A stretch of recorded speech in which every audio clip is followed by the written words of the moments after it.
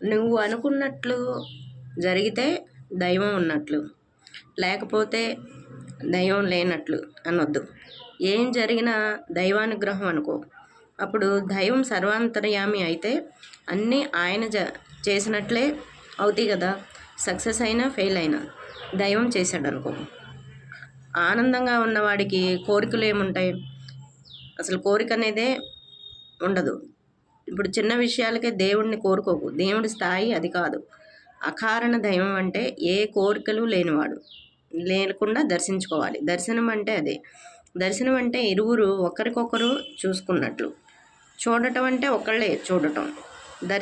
దర్శనానికి సమానత్వం. నువ్వు వచ్చావని గుర్తించటం సమత్వం.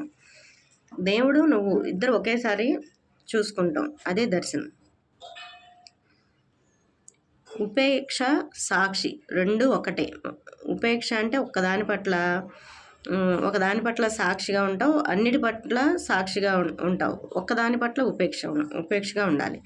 దేనికోసం ఎదురు చూడని స్థితి. ఏదైతే నిన్ను ఇబ్బంది పెట్టే థాట్ ఉందో దాని పట్ల ఉపేక్షగా ఉండాలి. ఏ ఇబ్బంది పెట్టని ఆలోచనల పట్ల సాక్షిగా ఉండాలి. ఏ ఆలోచనలు వస్తున్నా పోతున్నా సాక్షిగా ఉండు. నీకు ఏదైతే బాధ కలుగుతుందో దాన్ని ఉపేక్షించుండు. ఎవరికి అడగకుండా సలహా ఇవ్వద్దు.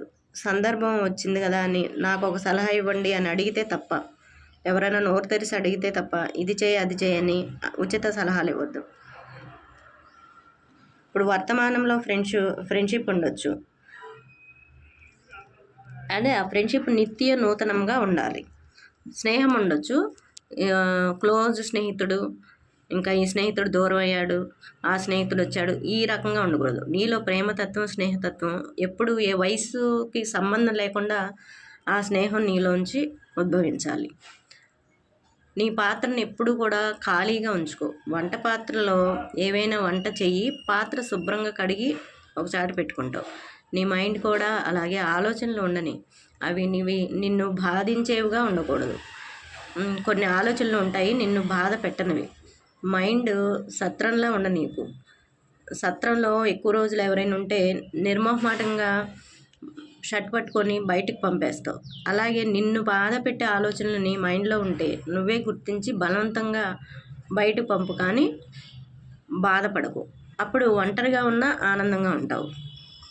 ఒక డేగ వలె సమస్యకు పైకి ఎగురు. వర్షం వస్తే వర్షానికి పైకి ఎగురుతుంది డేగ. అదే అహం బ్రహ్మాస్మి అంటే అదే. సమస్యను నువ్వు సాల్వ్ చేయలేనప్పుడు దానికి అతీతంగా నీ ఆలోచనలు ఎగరగలగాలి. అదే ఉపేక్ష.